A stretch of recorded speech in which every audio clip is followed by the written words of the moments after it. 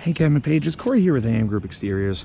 Having a look at your the rear section of your roof where the skylights are on. So this is a low slope roof. That's why the old owners had used the 2-ply mod bit coating. So what we can see here is we are sitting at about a 1.4, 1.5 slope. 1.4, 1.5, 12 does mean very, very low slope, meaning minimal watershed. However, we can see that the installers did end up adding full ice and water coverage here. You can kind of see that on my my endoscopic camera here, but underneath the shingle it does look like they have covered the entire slope with a rugged ice and water shield. So that is not likely the contributing factor to the leaks that we're seeing. I would say that you're right. It is an issue with the skylights. When I do look around here at the skylights, what I can see is a couple of things.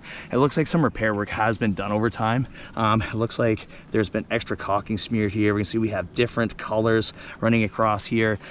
So someone has come up here at some point and they've tried to do some sealing up of what's around here. It was possibly something attached over here before, you know, as a way to prevent the sun getting down and causing heat or cool getting into the home. But what we can see is the real problem is the flashing kit. The way everything's been installed here, we have these nail heads that have been installed in here along the flashing. We have a couple of exposed nail holes here as well from where fasteners have completely backed out. But what happens over time is that caulking and those smooth shaft nails, they end up backing out. And what we can see there is the shaft of that nail start to lift up.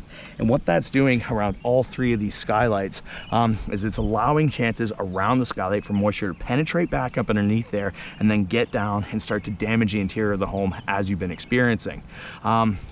When we look up top here, like these flashing kits look like they were all installed quite roughly, maybe by someone who is, you know, kind of trying to do the job themselves.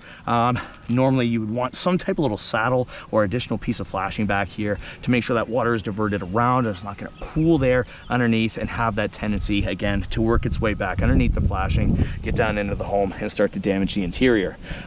We do have a double pane thermal unit on this unit as well. We can see on my endoscopic camera there that it is made from aluminum, that spacer. And what that essentially means is that over time we will end up with what we can see here, which is the condensation buildup in between those panes of glass, meaning there's rapid temperature transfer occurring. So when I look here with my thermal imaging camera in comparison to the roof, which is bright orange, bright yellow, the glass here is dark blue. And what that tells me is the cool air inside is now just streaming straight out through that thermal unit. And what that means is that in addition to damaging the interior, it is going to make this back room way less comfortable, and it's also going to mean that we're paying a lot more to heat and cool the home and keep ourselves comfortable in that room. So I'll make sure I come up with the best possible solutions to fix this so that this one room at the back doesn't end up costing us a ton of extra money every year to heat and cool, and to make sure we're not going to have that water penetrating in and potentially causing hundreds or thousands of dollars worth of interior damage as a result.